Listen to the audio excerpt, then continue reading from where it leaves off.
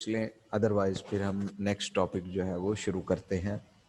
Any question from previous lecture?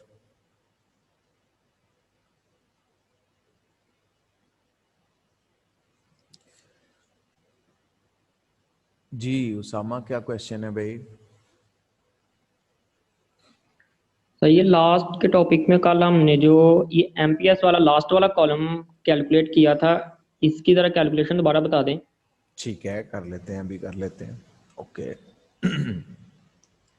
अच्छा, इसमें देखें, जो हमने एमपीएस की कैलकुलेशन की है उसके लिए बिल्कुल वही तरीका इस्तेमाल होगा जो एमपीसी की कैलकुलेशन के लिए इस्तेमाल हुआ था, या सिंपली आप कह सकते हैं कि आपने दोनों फार्मूलाज जो होते हैं उनको जहन में रखा करें।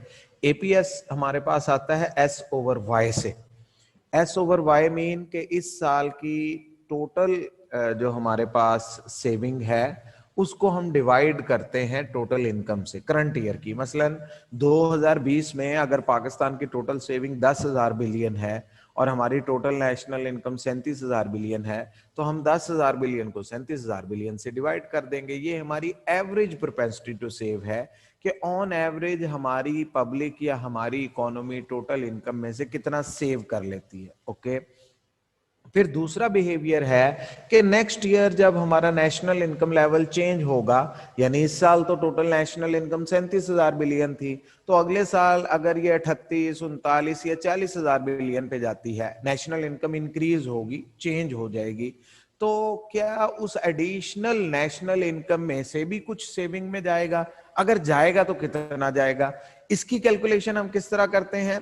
Next year again saving level हम मेजर करते हैं। नेक्स्ट ईयर की जो सेविंग है और नेक्स्ट ईयर की जो इनकम है उसको प्रीवियस ईयर की इनकम और सेविंग से डिफरेंस कैलकुलेट कर लिया जाता है। मसलन जस्ट एग्जांपल, ये हमारे पास 2019 का डाटा है कि हमारी टोटल नेशनल इनकम 20 बिलियन है, कंजम्पशन 40 है, तो इसका मतलब ये हुआ कि हम 20 बिलियन बोरो कर रहे हैं। नेक्स्ट ईयर 2020 में हमारी नेशनल इनकम 40 बिलियन है, कंजम्पशन 50 है, तो बाकी 10 कहां से आता है? साफ जाहिर है हम बोरो कर रहे हैं। अब अगर हम यहाँ पे एमपीएस कैलकुलेट करना चाहें तो simply we will measure change in saving -20 minus, again next आपके पास आ जाएगा माइनस, प्लस का 10 एक्चुअली चेंज है ना, तो वो -20 -10 जब आप करेंगे तो ऑटोमेटिकली वो जो आपके पास आंसर है, नहीं सॉरी ये रिवर्स आएगा, ईयर 2 में से -10 -20, यानी हमारी इसको आप कह सकते हैं कि saving of 2020 minus the saving of 2019। तो 2020 की सेविंग हमारे पास -10 है, 2019 की सेविंग हमारे पास -20 थी। इसको जब आप कैलकुलेट करेंगे तो ये -10 +20 या फाइनली चेंज इन सेविंग हमारे पास आ जाएगा +10। तो ये तो हो गया डेल्टा एस, +10 हमने कैलकुलेट कर लिया। दूसरी तरफ चेंज इन नेशनल इनकम है हमारे पास। नेशनल इनकम जो है 40 -20, यानी कि income of 2020 minus the income of 2019, यहां से हमें ये चेंज मिल जाएगा। तो सिंपली इसको हम कैलकुलेट करेंगे तो आंसर आ जाएगा हमारे पास 20, that is delta Y. Delta S हमने कैलकुलेट किया 10, डेल्टा वाई हमने कैलकुलेट किया 20, तो सिंपली हम 10/20 यहां पे लिखेंगे तो आंसर आ जाएगा हमारे पास 0.5। तो दिस इज द सिचुएशन। इसी तरह से आप नेक्स्ट ईयर का एमपीएस कैलकुलेट कर लेंगे। चेंज इन इनकम अब भी हमारे पास 20 है, चेंज इन सेविंग अब भी हमारे पास 10 है। फिर इससे आगे मजीद आप कैलकुलेट करें तो चेंज इन इनकम अगेन 60 से 80 तक 20 है और चेंज इन सेविंग अगेन 10 है। तो ईच पॉइंट पे हमारे पास 10/20 आ रहा है, 10/20, 10/20, ईच पॉइंट पे 10/20। तो ईच पॉइंट पे हमारा एमपीएस जो है वो 0.5 ही कैलकुलेट होगा। ओके। अच्छा, अब यहां पे एक बहुत इंपॉर्टेंट पॉइंट नोट कर लें। एक तो जनरल वही 3 पॉइंट हैं जो कल हमने एमपीसी में भी एक्सप्लेन किए थे। कौन कौन से 3 पॉइंट हैं? सबसे पहली चीज, when national income increases saving also increases. जब नेशनल इनकम के लेवल में इजाफा होता है तो आहिस्ता आहिस्ता सेविंग के लेवल में भी इजाफा हो जाता है, सेविंग भी इंक्रीज कर जाती है। Okay, then second wording, when income increases APS increases. जब इनकम लेवल इंक्रीज करता है तो average propensity to save increase कर जाती है। क्यों ऐसा क्यों होता है? Because at higher levels of income people start saving. क्योंकि जब नेशनल इनकम मुसलसल बढ़ती जा रही है तो आहिस्ता आहिस्ता लोगों की बेसिक नीड्स पूरा होना शुरू हो जाती हैं, तो लोग फालतू इनकम में से पैसा आहिस्ता आहिस्ता, या आप कह लें अपनी टोटल इनकम में से पैसा जो है वो बचाना शुरू कर देते हैं।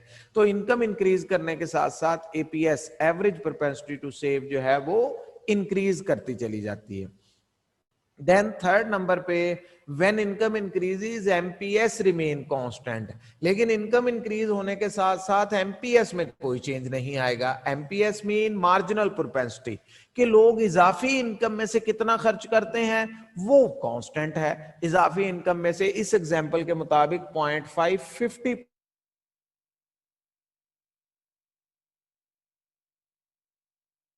वो 500 बिलियन हो, 200 बिलियन हो, 2000 बिलियन हो, जितना भी चेंज इन इनकम आता है उसका आधा हिस्सा जो है एडिशनल इनकम का, इजाफी इनकम का, वो सेविंग में चला जाता है।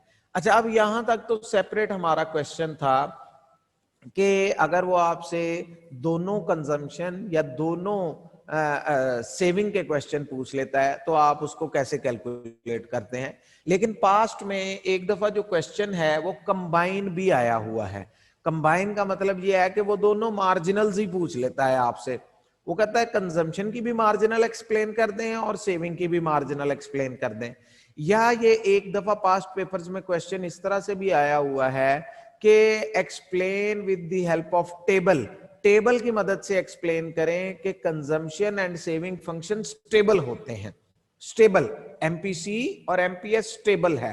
केन्स कहता है कि एमपीसी और एमपीएस ने शॉर्ट रन में चेंज नहीं होना, जो भी वैल्यू होगी हमारी इस एग्जांपल में 0.5 और, लेकिन अगर हमारी फॉर एग्जांपल एमपीसी जो है वो लेट एज्यूम अगर हमारे पास 0.7 है तो अंडरस्टूड इसका मतलब ये है कि एमपीएस जो है वो 0.3 होगी, क्योंकि दोनों का आंसर इक्वल टू 1 ही आना है।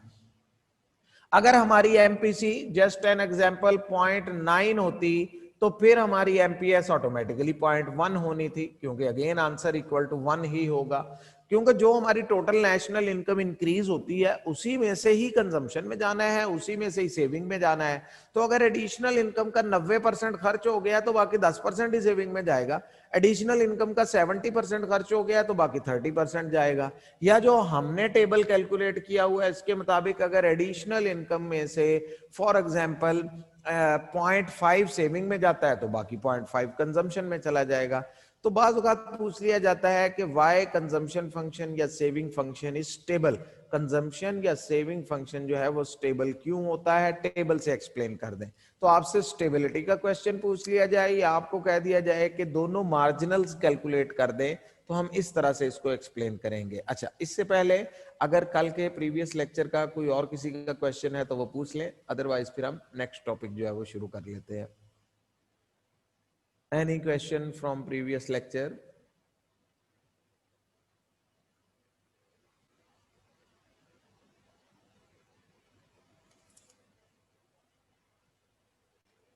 ओके जी, देन नेक्स्ट हमारे पास टॉपिक है stability of saving and consumption function. या हमने कहा कि आपको वो कहता है कि दोनों मार्जिनल्स जो हैं वो कैलकुलेट कर दें। तो सिंपली अगेन आपको डाटा तो वो वही देगा, एक वाई का कॉलम दिया होगा आपको नेशनल इनकम का, एक कंजम्पशन का कॉलम दिया होगा। आमतौर पे इसके अलावा कोई कॉलम नहीं दिया जाता। सेविंग भी आपने खुद ही कैलकुलेट करनी है, जैसे हमने कहा था कि C minus Y, sorry Y minus C जो है इससे आप सेविंग कैलकुलेट कर लेंगे। तो जब आपकी नेशनल इनकम 20 है और कंजम्पशन उससे ज्यादा है तो ऑटोमेटिकली जब आप y माइनस सी करेंगे तो सेविंग माइनस में ही आएगी। इसी तरह से नेक्स्ट पॉइंट पर भी माइनस में आएगी। फिर जहां पर इनकम और कंजम्पशन इक्वल हो जाएंगी वहां पर सेविंग ऑटोमेटिकली जीरो हो जाएगी। और जब इनकम ग्रेटर होगी कंजम्पशन से तो ऑटोमेटिकली सेविंग जो है वो पॉजिटिव होना शुरू हो जाएंगी। तो पहले तो आपने सेविंग का जो पॉइंट है वो कैलकुलेट करना है खुद। उसके बाद फिर आपने दोनों मार्जिनल्स कैलकुलेट करनी है सिर्फ। Delta C over delta Y से एमपीसी कैलकुलेट होगी और delta S over delta Y change in saving change in income से हम एमपीएस कैलकुलेट करेंगे। अब देखिए चेंज इन इनकम हमारे पास यहां पर भी 20 है, 20, यहां पर भी 20 है, यहां पर भी 20 है। चेंज इन इनकम तो हम फिक्स है, 20 बिलियन हर साल इनकम इंक्रीज हो रही है। कंजम्पशन में 10-10 बिलियन का इजाफा हो रहा है, सेविंग में भी 10-10 बिलियन का इजाफा हो रहा है। तो जब आप यहाँ पे कैलकुलेशन करेंगे एमपीसी और एमपीएस के लिए, तो change in consumption over change in income भी हर दफा 10/20 ही आएगा, 0.5 आंसर आ जाएगा। और इसी तरह से जब आप एमपीएस कैलकुलेट करेंगे तो वो भी 10/20 ही आएगा और उसका आंसर भी 0.5 आ जाएगा। लेकिन यहाँ पे एक बात बच्चे क्लियरली नोट कर लें कि इट इज नॉट नेसेसरी कि ये दोनों जो हैं वो इक्वल होंगे। मसलन मैं जस्ट एक एग्जांपल दे देता हूं, उससे आपको आइडिया हो जाएगा। फर्ज करें फॉर एग्जांपल हमारे पास नेशनल इनकम का जो डाटा है ये 2040 इस सिचुएशन की बजाय स्लाइटली डिफरेंट है। मसलन पहले साल की हमारी नेशनल इनकम तो 20 है, लेकिन दूसरे साल की नेशनल इनकम जो है हमारी वो फॉर एग्जांपल 50 है, और तीसरे साल की नेशनल इनकम जो है वो लेट अज्यूम 100 है। देन या एक सेकेंड, 20, 80, 110, 20, 50, 80, 110 और 140 ये हमारी नेशनल इनकम है। हमारी कंजम्पशन फॉर एग्जांपल जो है वो 50 बिलियन, 70 बिलियन, 90 बिलियन, 110 बिलियन और फाइनली 130 बिलियन है। अब अगर आप इस सिचुएशन में एमपीसी कैलकुलेट करेंगे तो देखें चेंज इन इनकम है हमारे पास 50 minus 20 is equal to 30 billion. Change in income तो हमारे पास आ जाएगा 30 billion. Change in consumption 70 minus 50 आप करेंगे तो ये आ जाएगा 20। 20/30 आप करेंगे तो ऑब्वियसली अब आपका आंसर जो है वो एग्जैक्टली जो है वो 0.5 नहीं है। अब इसको फॉर एग्जांपल अगर आप देखें, आपके पास आंसर आ जाएगा 0.667। अब ये जो 0.667 है इसका अंडरस्टूड मतलब क्या है, हमने ये क्या कैलकुलेट किया है, एमपीसी 0.667 एमपीसी है। तो यहां से ही वैसे तो आपको समझ आ जाना चाहिए कि अगर 0.667 हमारे पास एमपीसी है तो एमपीएस हमेशा, इसका मतलब अल्टीमेटली जो है वो यही निकलेगा कि आपके पास 0.333 ये हमारे पास एमपीएस आएगा। ये अंडरस्टूड है। उसकी वजह ये है कि हमने कहा हुआ है कि एमपीसी प्लस एमपीएस ये हमेशा इक्वल टू 1 आएंगे। तो यहां से जब आप इस तरह से कॉन्टिन्यूअस कैलकुलेशन करते चले जाएंगे तो हमारे पास एमपीसी का नंबर फिक्स आता रहेगा। एमपीसी यहां पर भी 0.66 है, यहां पर भी 0.66 है, यहां पर भी 0.6 है, 0.66 है, और इसके अगेंस्ट एमपीएस भी फिक्स हो जाएगा 0.34, 0.34, 0.34, 0.34। इस बात को अच्छी तरह से समझ लें, ये भी स्टेबल है। एमपीएस का नंबर और एमपीसी का नंबर या मैग्नीट्यूड का चेंज ना होना, इसको हम स्टेबिलिटी कहते हैं। इक्वल होने को स्टेबिलिटी नहीं कहते। मैं इसलिए ये दोनों बातें हाईलाइट कर रहा हूं कि बाज़ औक़ात स्टूडेंट गलती कर जाता है, क्योंकि हमने एग्जाम्पल में 0.5 से भी किया होता है, तो वो समझता है कि एग्जैक्ट हाफ में होगा एमपीसी और एमपीएस तो ही वो स्टेबल होगा, तो वो किसी और सिचुएशन को जो है वो उसको कैलकुलेट नहीं कर पाता।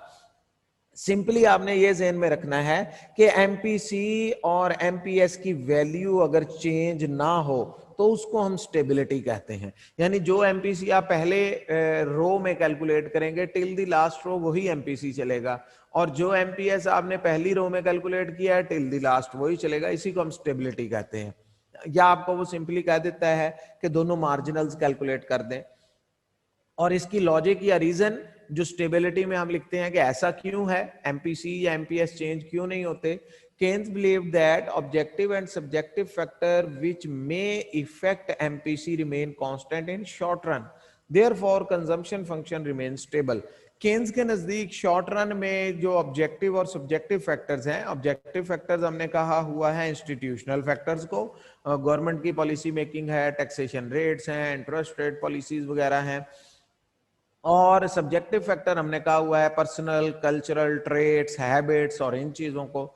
तो केन्स के नजदीक ये दोनों फैक्टर इतने क्विकली कभी भी चेंज नहीं होते कि लोगों का कंजम्पशन और सेविंग से मुतल्लक बिहेवियर ही चेंज हो जाए। तो इसलिए एमपीसी या एमपीएस तो कांस्टेंट ही रहता है, यानी लोग एडिशनल इनकम में से कितना बचाएंगे, कितना खर्च करेंगे, वो तकरीबन वही रवैया है लोगों का किसी भी इकोनॉमी के लेवल पे। यानी अगर किसी इकोनॉमी का एमपीसी 0.4 है तो एमपीएस 0.6 होगा और वो काफी अरसे तक यही रहेगा, रेयरली या स्लोली चेंज होता है। And as a complement part to the consumption function, saving function is stable too. अब एमपीसी अगर कांस्टेंट हो गया है, लोगों का कंजम्पशन बिहेवियर अगर चेंज नहीं हो रहा, तो एडिशनल इनकम में से लोग फिक्स 70% ही खर्च करते जा रहे हैं, तो साफ जाहिर है फिर बाकी एमपीएस में ही जाना है। तो सिंपली एमपीएस जो है वो भी कांस्टेंट हो जाएगा। और इसकी लॉजिक या रीजन ये एमसीक्यूज के तौर पर भी याद रखें कि दोनों मार्जिनल्स का एडिशन भी हमेशा इक्वल टू 1 होता है, और दोनों जो एवरेजेस हैं उनका एडिशन या उनकी समेशन भी हमेशा जो है वो इक्वल टू 1 होता है। तो दिस वाज द क्वेश्चन कि अगर वो आपसे कंबाइन या स्टेबिलिटी का क्वेश्चन पूछ लेता है तो हाउ यू कैन आंसर।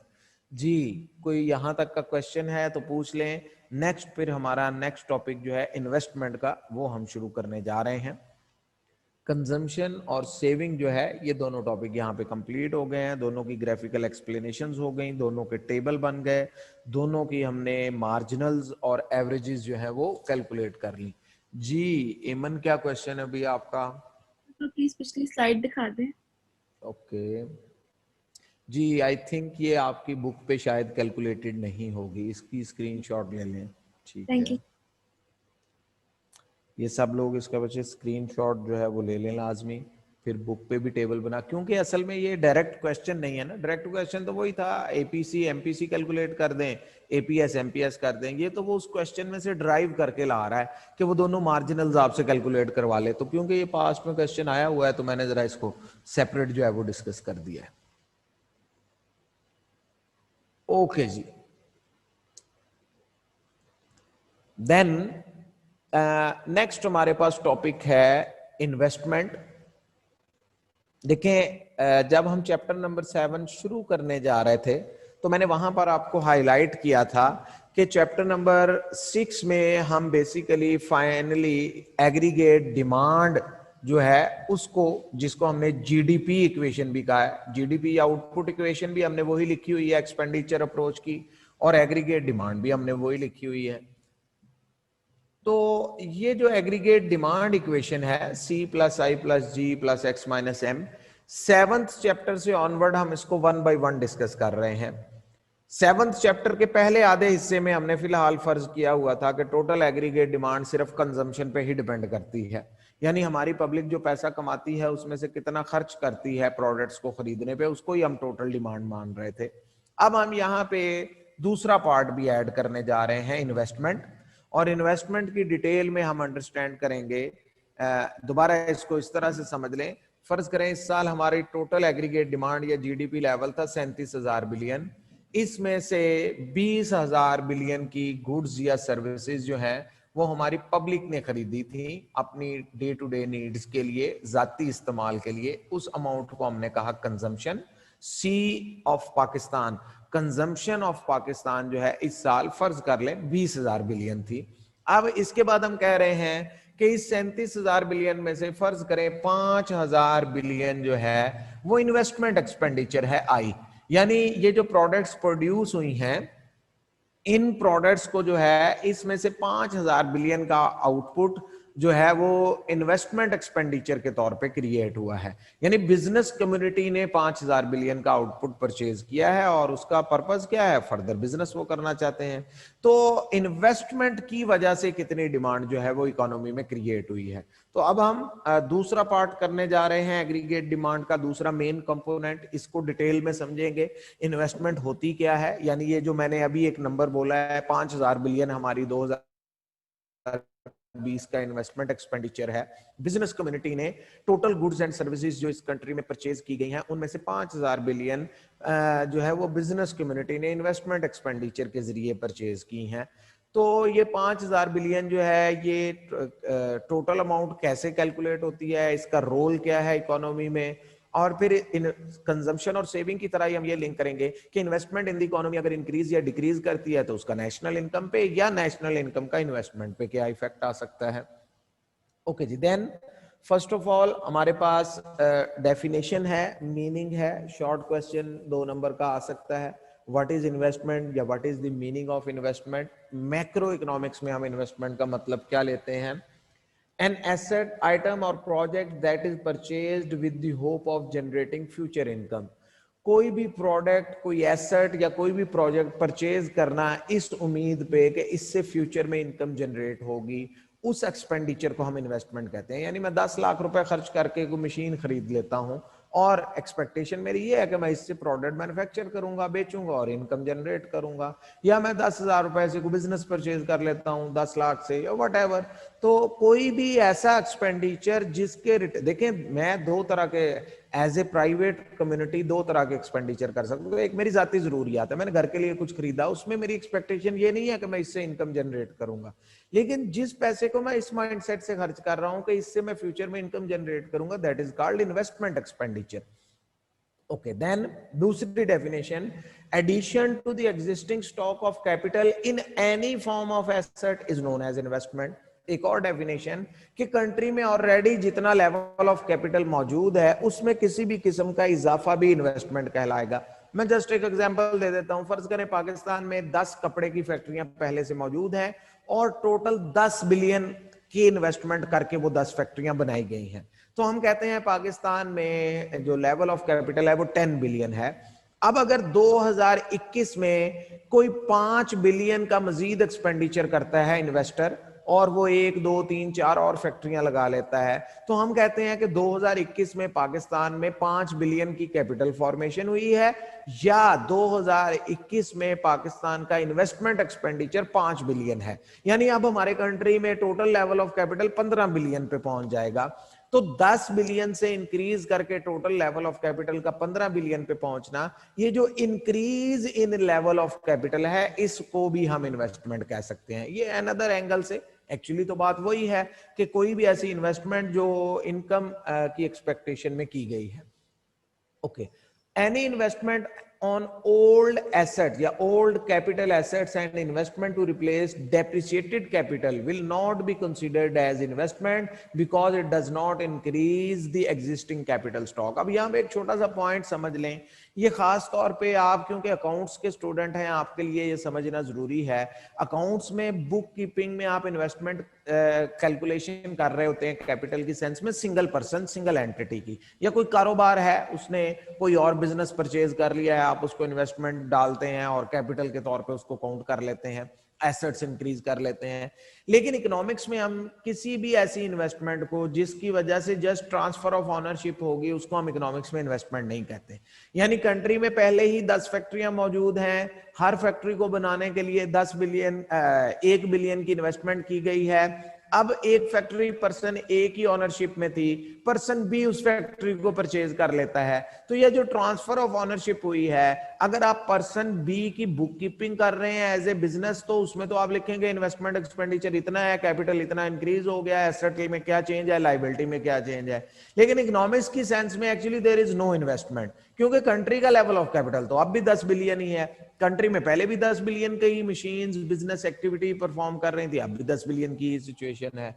तो कोई भी ऐसी इन्वेस्टमेंट एक्सपेंडिचर जिससे कंट्री के कैपिटल में इजाफा नहीं होगा, level of capital in country वही रहेगा, उसको इकोनॉमिक्स में हम इन्वेस्टमेंट नहीं कहते।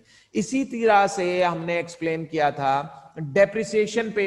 मसलन एक फैक्ट्री ऑलरेडी चल रही है, उसके पास 100 मशीनें हैं, 10 बिलियन की इन्वेस्टमेंट करके वो 100 मशीनें खरीदी गई हैं, बिजनेस रन कर रहा है। With the passage of time wear and tear होता है, उस मशीन को ठीक करने पे 10 करोड़ लग जाता है। तो बुक कीपिंग में आप अगेन उसको इन्वेस्टमेंट कंसीडर कर लेते हैं कि जी ये 10 करोड़ फर्दर इन्वेस्ट कर दिया गया बिजनेस में। लेकिन इकोनॉमिक्स की सेंस में लेवल ऑफ कैपिटल तो अब भी कंट्री का 10 बिलियन ही है, पहले भी 10 बिलियन की ही मशीनरी वर्क कर रही थी अब भी।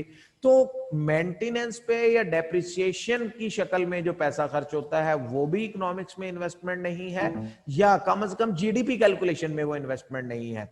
स्पेशली जब हम नेशनल इनकम कैलकुलेट करते हैं, जीडीपी में तो वो कैलकुलेट हो ही रही होती है। इसीलिए अगर आपको याद हो तो हमने छठे चैप्टर के जो पहले 6 कॉन्सेप्ट्स किए थे, वहां पे हमने कहा था कि जीडीपी कैलकुलेट करते हुए तो टोटल इन्वेस्टमेंट हमने कैलकुलेट कर ली, लेकिन जब हम नेट नेशनल इनकम या नेट जीडीपी कैलकुलेट करते हैं, नेट जीएनपी एनएनपी कैलकुलेट करते हैं, तो हम डेप्रिसिएशन अलाउंस को माइनस कर देते हैं, यानी हम उस इन्वेस्टमेंट को इन्वेस्टमेंट ही कैलकुलेट नहीं करते या काउंट नहीं करते। तो जीडीपी कैलकुलेशन में तो वो आ जाती है, लेकिन जो नेट नेशनल इनकम है उसमें वो कैलकुलेशन में नहीं आती।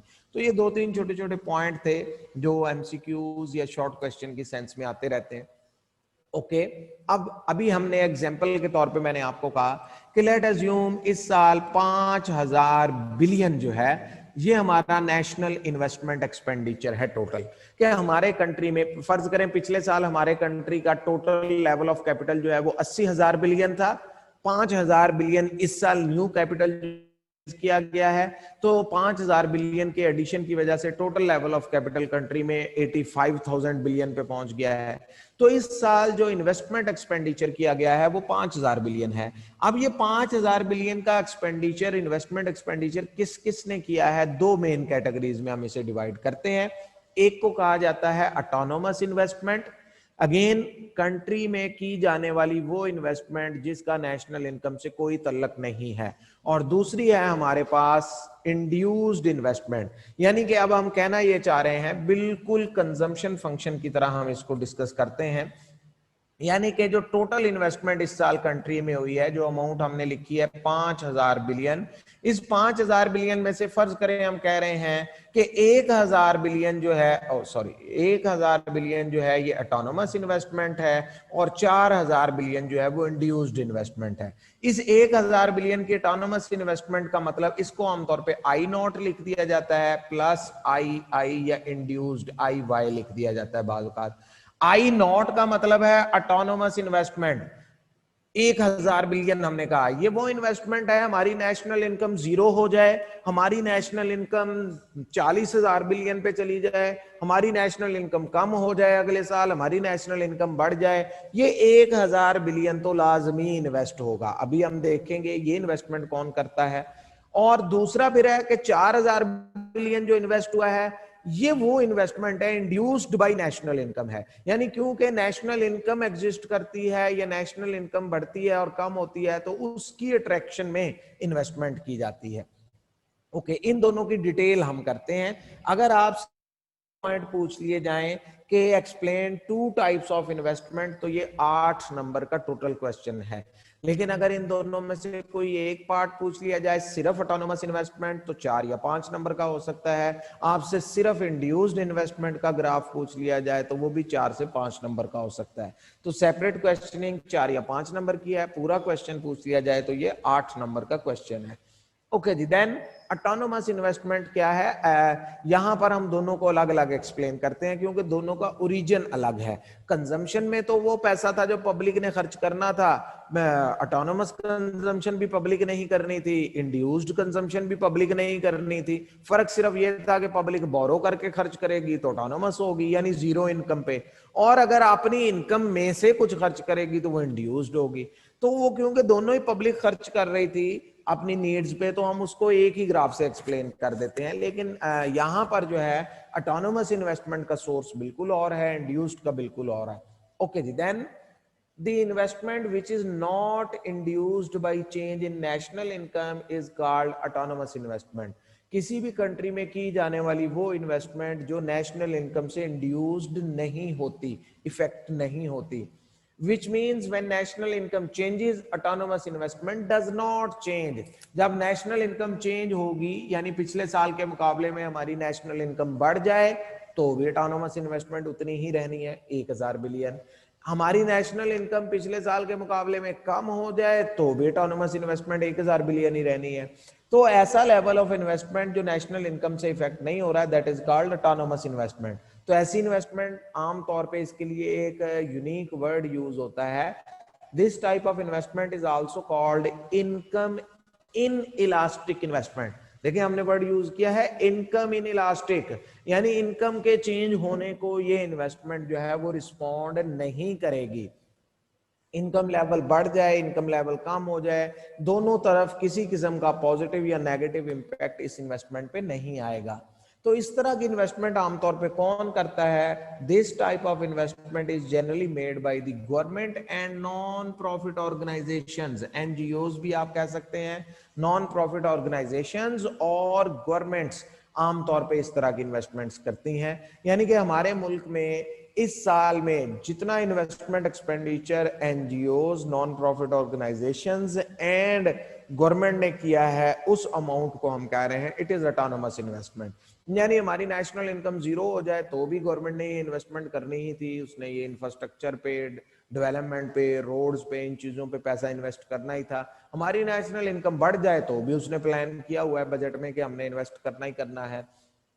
तो नेशनल इनकम के बढ़ने का और कम होने का इस इन्वेस्टमेंट पे कोई इंपैक्ट नहीं है। The purpose of this type of investment is to get social benefit, क्योंकि एनजीओज भी और गवर्नमेंट भी पब्लिक इंटरेस्ट में या सोशल बेनिफिट के लिए इस तरह की इन्वेस्टमेंट्स करती हैं कि पब्लिक को फलां चीज की जरूरत है, सड़क की जरूरत है, रोड की जरूरत है, स्ट्रीट लाइट्स की जरूरत है, पार्क्स की जरूरत है। तो गवर्नमेंट जो है वो पब्लिक नीड और एनजीओज भी पब्लिक इंटरेस्ट या पब्लिक नीड को पूरा करने के लिए, उनके फायदे के लिए इस तरह की इन्वेस्टमेंट्स करती हैं। स्कूल्स बन रहे हैं, कॉलेजेस गवर्नमेंट बना रही है, हॉस्पिटल्स बना रही है। तो क्योंकि इस तरह की इन्वेस्टमेंट के पीछे प्रॉफिट मोटिव ही नहीं है, तो इसलिए प्रॉफिटेबिलिटी का बढ़ना या कम होना इस इन्वेस्टमेंट को चेंज भी नहीं कर सकता। जब मेरा टारगेट ही एक इन्वेस्टमेंट से ये है कि मैंने इससे मुनाफा नहीं कमाना, प्रॉफिट जनरेट नहीं करना, तो मेरा अगले साल मुनाफा बढ़ जाए, कम हो जाए, मुझे उससे आमदन हो या ना हो, तो मैं तो उस इन्वेस्टमेंट को जो है वो चेंज नहीं करूंगा। वो यानी कि डिपेंड ही डिफरेंट थिंग पे करती है। Then, however, a change in government fiscal policy will cause a rise or fall. तो फिर ऑटोनोमस इन्वेस्टमेंट कम या ज्यादा कब होती है? गवर्नमेंट का बजट प्लान उसको चेंज कर सकता है, नेशनल इनकम इसको चेंज नहीं कर सकती। अब एक बहुत इंपॉर्टेंट पॉइंट जो है वो बच्चे समझ लें। देखें हमारे पास वाई एक्सिस पे इन्वेस्टमेंट है कि इस साल जो है वो 100, 200, 400, 500 बिलियन कितना जो है वो इन्वेस्ट किया जा रहा है, और एक्स एक्सिस पे हमारा रियल जीडीपी आउटपुट लेवल है कि हमारी इस साल की रियल जीडीपी आउटपुट लेवल जो है वो कितना है। ओके, अब देखिए हम ग्राफ बना रहे हैं इस साल की इन्वेस्टमेंट और इस साल की जीडीपी के दरमियान, और ग्राफ हम किसका बनाना चाहते हैं? ऑटोनोमस इन्वेस्टमेंट का। डिफाइन हम ये करके आए हैं कि ऑटोनोमस इन्वेस्टमेंट वो इन्वेस्टमेंट अमाउंट है जिसका जीडीपी से कोई तल्लक नहीं है। तो जब आप इस सिचुएशन में ग्राफ ड्रॉ करेंगे तो रिजल्ट क्या निकलेगा? अगर हमारी नेशनल इनकम 400 बिलियन हो फॉर एग्जांपल, हम फिर भी जो है वो 50 बिलियन ही इकोनॉमी में इन्वेस्ट कर रहे हैं। गवर्नमेंट ने बजट में प्लान कर लिया है, हमने इस साल 50 अरब के स्कूल्स और कॉलेजेस बनाने हैं और यूनिवर्सिटीज और डैम्स बनाने हैं। टोटल अमाउंट हमने रख ली है जी, ये 50 प्रोजेक्ट्स हैं, 50 अरब रुपए हमने जो है वो इन प्रोजेक्ट्स पे खर्च करना है। अब हमारी नेशनल इनकम 400 बिलियन हो, हमारी नेशनल इनकम इंक्रीज होकर 600 बिलियन हो जाए, हमारी नेशनल इनकम कम होकर 200 बिलियन रह जाए, गवर्नमेंट के प्लान पे तो इसका कोई इंपैक्ट नहीं आना, तो गवर्नमेंट हर सूरत में 50 बिलियन ही इन्वेस्ट करेगी। तो यानी कि जब हम नेशनल इनकम को एक्स एक्सिस पे और इन्वेस्टमेंट को वाई एक्सिस पे लेकर ग्राफ एक्सप्लेन करेंगे तो सिंपली हमें नजर ये आएगा कि नेशनल इनकम इंक्रीज हो या डिक्रीज हो, राइट वर्ड मूव कर जाए या लेफ्ट वर्ड मूव कर जाए, नेशनल इनकम का किसी डायरेक्शन में भी चेंज होना इन्वेस्टमेंट को 50 बिलियन से चेंज नहीं कर पा रहा। तो 50 बिलियन पे ये हमारी फिक्स स्ट्रेट हॉरिजेंटल लाइन आ जाएगी, that is called I not. I naught is a standard symbol used for the autonomous investment in country। यानी हमारा इस साल जो टोटल इन्वेस्टमेंट एक्सपेंडिचर था उसमें से दैट अमाउंट जो गवर्नमेंट और एनजीओज ने इन्वेस्ट की है प्लस इस इन्वेस्टमेंट अमाउंट का जो है वो तल्लक किसी किस्म का भी नेशनल इनकम या जीडीपी से नहीं है। हमारा real GDP output level, national income level increase हो जाए, डिक्रीज हो जाए, गवर्नमेंट हैज प्लान कि हमने 50 बिलियन इकोनॉमी में इन्वेस्ट करना है। ओके, अब ये तो हो गई सिचुएशन के ऑटोनोमस इन्वेस्टमेंट क्या है, उसका ग्राफ कैसे बनता है। नेक्स्ट सिचुएशन कि ऑटोनोमस इन्वेस्टमेंट इंक्रीज या डिक्रीज कब होगी, फिर अगेन गवर्नमेंट की प्लानिंग पे डिपेंड करता है, ये जीडीपी जीएनपी पे नहीं करता। नेक्स्ट ईयर जैसे हमने पहले भी एग्जांपल किया है, फर्ज करें नेक्स्ट ईयर इलेक्शन ईयर आ रहा है, गवर्नमेंट प्लान करती है कि हमें तो पब्लिक को बताना है कि हमने पब्लिक के बड़े काम किए हैं, सड़कें बनाई हैं, स्कूल बनाए हैं, कॉलेजेस बनाए हैं, इन्वेस्टमेंट की है, तो गवर्नमेंट बजट में प्लानिंग कर लेती है कि हम अगले साल जो है वो 50 बिलियन की बजाय 60 बिलियन टोटल इन्वेस्ट करेंगे, या आप कह लें 500 बिलियन की बजाय 600 बिलियन। तो गवर्नमेंट स्पेशली 100 बिलियन का 10 बिलियन का एक्स्ट्रा बजट क्रिएट करती है और उस पैसे को जो है वो इन्वेस्टमेंट करती है। या हो सकता है कि गवर्नमेंट क्राइसिस में आ जाए, गवर्नमेंट के फॉरेन डेट ही क्लियर नहीं हो रहे, गवर्नमेंट को बहुत ज्यादा पेमेंट्स करनी है, तो गवर्नमेंट बजट में प्लान कर ले कि इस साल तो हमारी मजबूरी है, हम इन्वेस्टमेंट एक्सपेंडिचर नहीं कर सकेंगे, हमें इन्वेस्टमेंट एक्सपेंडिचर 50 बिलियन से कम करके 40 बिलियन पे लाना पड़ेगा।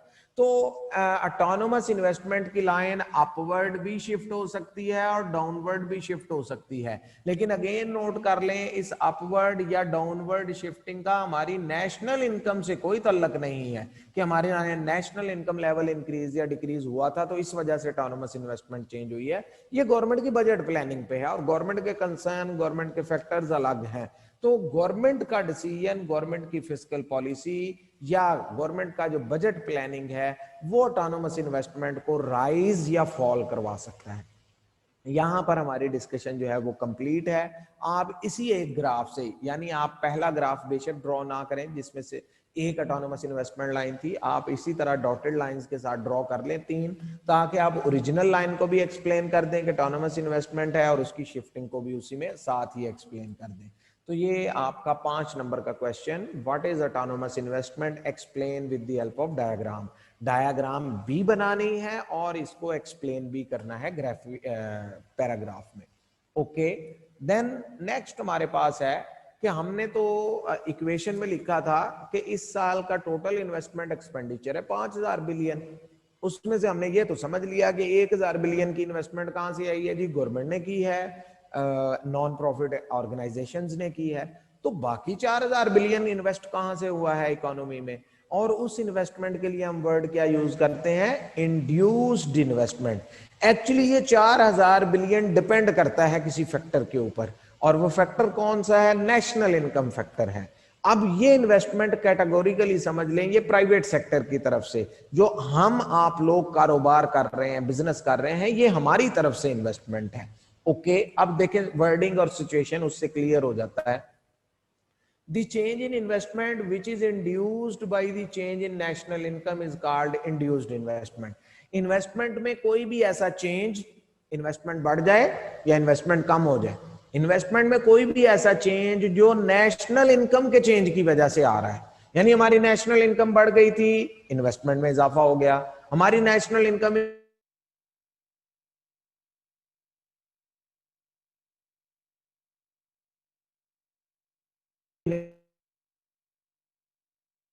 reduced investment due to national income. Okay, then which means when income goes up, investment also goes up and vice versa. यानी अगर हमारा नेशनल इनकम लेवल बढ़ता है तो कंट्री में प्राइवेट सेक्टर अपनी इन्वेस्टमेंट में इजाफा कर देता है, और अगर कंट्री का नेशनल इनकम लेवल डाउन जाता है तो कंट्री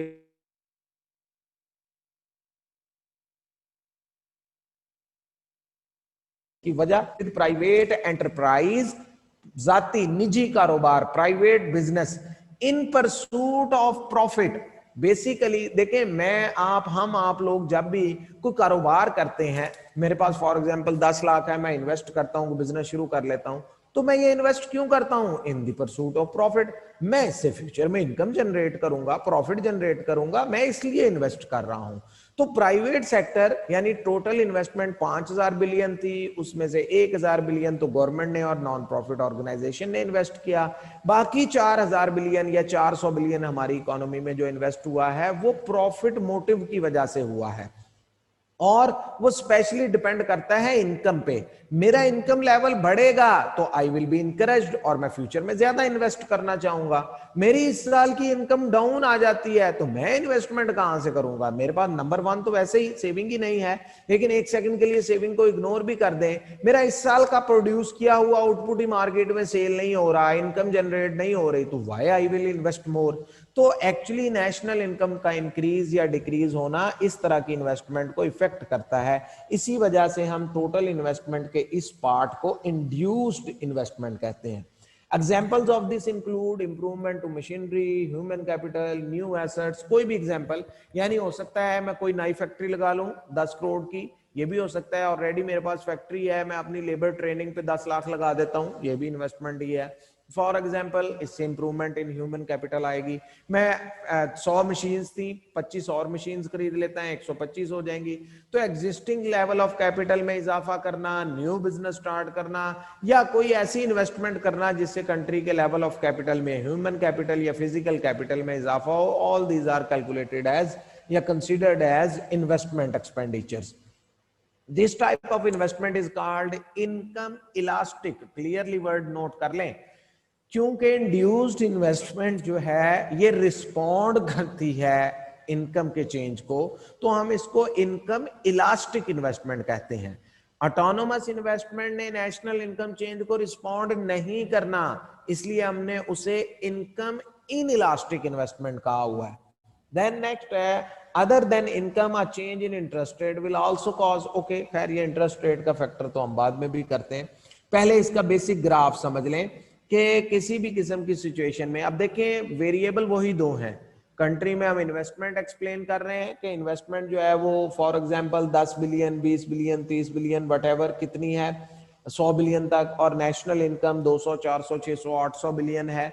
लेकिन अब हम इंड्यूस्ड इन्वेस्टमेंट, यानी वो इन्वेस्टमेंट जो नेशनल इनकम लेवल पे डिपेंड करती है, उसको एक्सप्लेन करने जा रहे हैं। मैं जस्ट एक एग्जांपल दे रहा हूं। फर्ज करें अगर हमारी नेशनल इनकम 400 बिलियन है, तो हमारी इन्वेस्टमेंट इन कंट्री इस साल जो है उसमें से 10% फर्ज करें इन्वेस्टमेंट में चला जाता है, 40 बिलियन जो है वो हमारी इन्वेस्टमेंट है।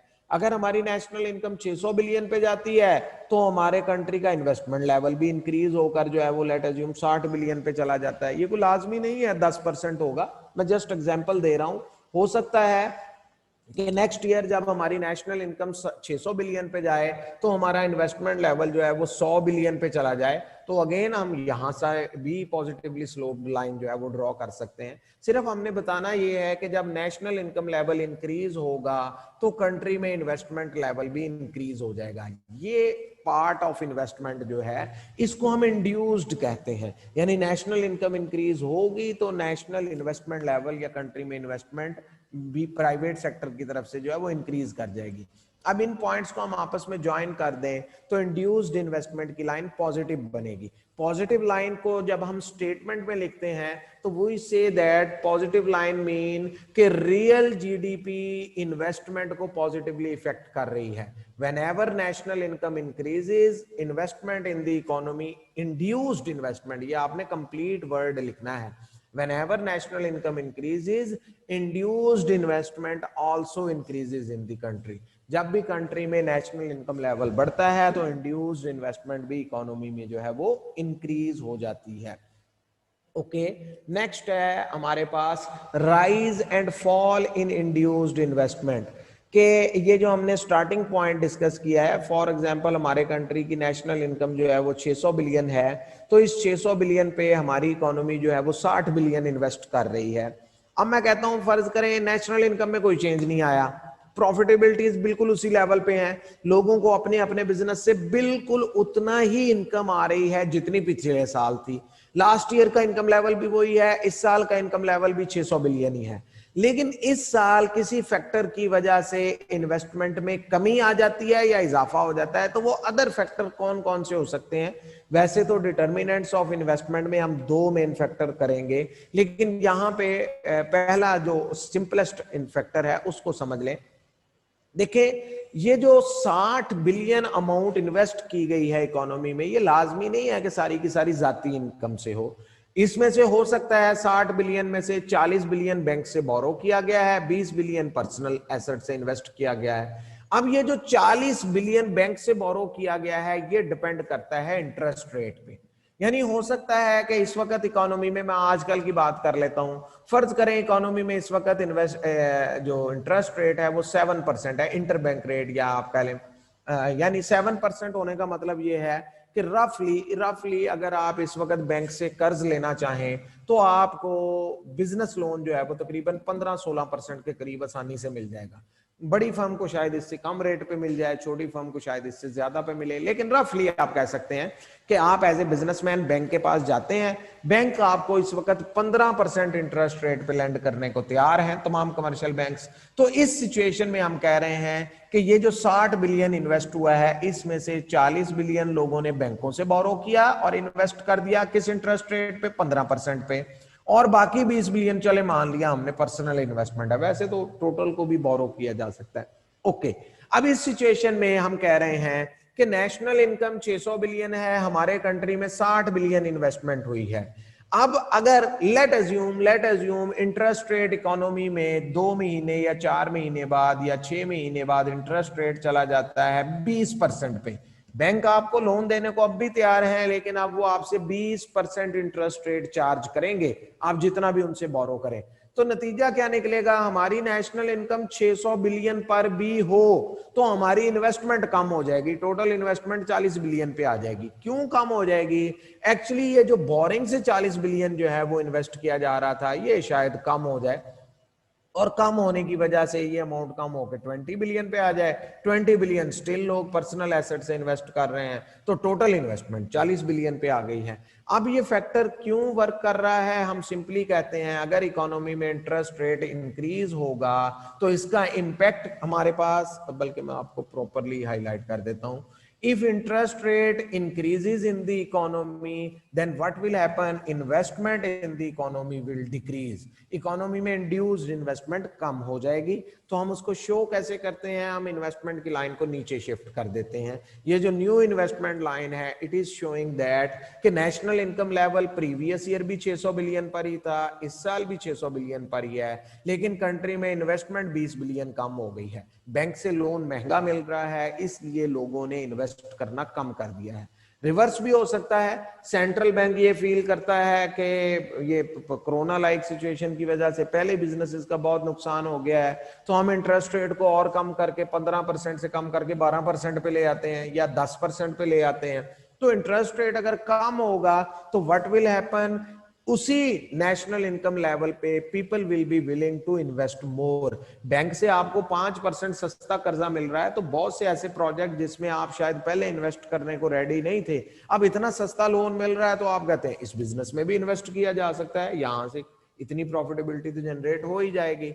तो इकोनॉमी में इन्वेस्टमेंट लेवल 20 बिलियन इंक्रीज करके 80 बिलियन पे आ जाता है। तो दिस इज द सिचुएशन, इसको हम कहते हैं rise and fall in induced investment.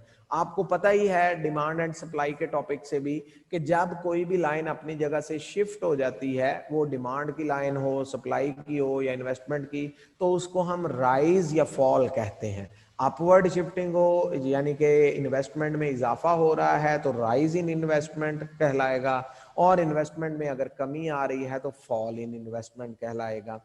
तो this is the situation. 4 number का या 5 नंबर का question, what is induced investment, और इंड्यूस्ड इन्वेस्टमेंट जो है उसको ग्राफिकली जो है वो एक्सप्लेन करके, ड्रॉ करके एक्सप्लेन कर दें। जी, अब आप में से किसी का अगर कोई क्वेश्चन है, कोई चीज पूछना चाहते हैं इन्वेस्टमेंट के टॉपिक तक, तो रेज हैंड करके पूछ लें, अदरवाइज आई थिंक आज के लिए सफिशिएंट है। जी इमन, आपका क्या क्वेश्चन है या पहले से ही रेज हैंड है? सर पहले से ही है।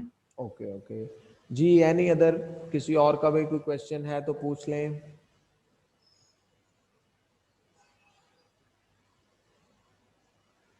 ओके, तो इम्पोर्टेंटली इस चीज को जो है वो दोबारा रिमाइंड कर लें। आज हमने जो है वो एमपीसी एमपीएस की भी फाइनल जो है वो कैलकुलेशंस की। एमपीसी और एमपीएस का जो है वो न्यूमेरिकल क्वेश्चन भी आ सकता है, और दूसरे नंबर पे हमने कहा कि थ्योरेटिकल क्वेश्चन भी वो पूछ सकता है कि what is MPC and MPS, उसकी स्टेबिलिटी एक्सप्लेन कर दें या उसको हाइपोथेटिकली कैलकुलेट कर दें।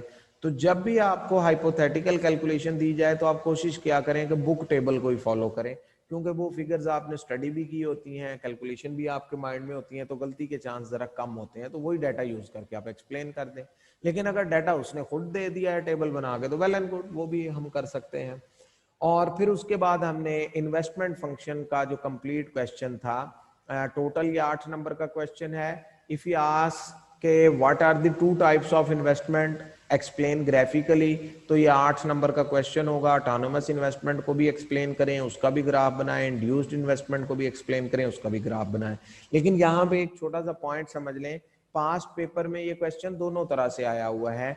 एक दफा उसने सिर्फ ऑटोनोमस इन्वेस्टमेंट का क्वेश्चन भी पूछा हुआ है, सिर्फ इंड्यूस्ड का भी पूछा हुआ है, और एक दफा जस्ट 3 नंबर का क्वेश्चन सिर्फ डेफिनेशन का भी है। ऑटोनोमस इन्वेस्टमेंट डिफाइन कर दे, एक एग्जांपल दे दे।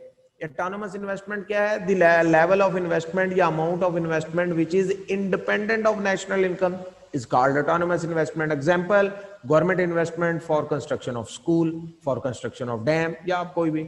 फिर दूसरा वो कहते हैं इंड्यूस्ड को एक्सप्लेन कर दें, the amount of investment which is induced by national income, यानी नेशनल इनकम की वजह से वो इन्वेस्टमेंट होगी। एग्जांपल, प्राइवेट बिजनेस इन्वेस्टमेंट की एग्जांपल दे दें, न्यू फैक्ट्री, न्यू कैपिटल, या कोई भी चेंज, एसेट इंक्रीज जो है, इस तरह की इन्वेस्टमेंट। तो वो 3 नंबर का क्वेश्चन उसने सिर्फ डेफिनेशन का भी पूछा हुआ है, ग्राफ दोनों ही नहीं पूछे। तो ये मिक्सचर क्वेश्चंस के बनते रहते हैं, हम इसीलिए पास्ट पेपर्स करते हैं। जैसे हमने माइक्रो में कई एग्जांपल्स की, जब हमारा मैक्रो का पोर्शन कंप्लीट होगा तो इंशाल्लाह हम मैक्रो के भी वही 5-6 पेपर्स पास जो है वो करेंगे। ओके जी, आज के लिए सफिशिएंट है। कल इंशाल्लाह डिटर्मिनेंट्स ऑफ इन्वेस्टमेंट से हम शुरू करेंगे। एमईसी का टॉपिक काफ़ी इंपॉर्टेंट भी है, थोड़ा सा लेंथी भी है, यानी कल की पूरी क्लास में हम एमईसी और इंटरेस्ट रेट को डिटेल में डिस्कस करेंगे। आज के लिए सफिशिएंट है। अल्लाह।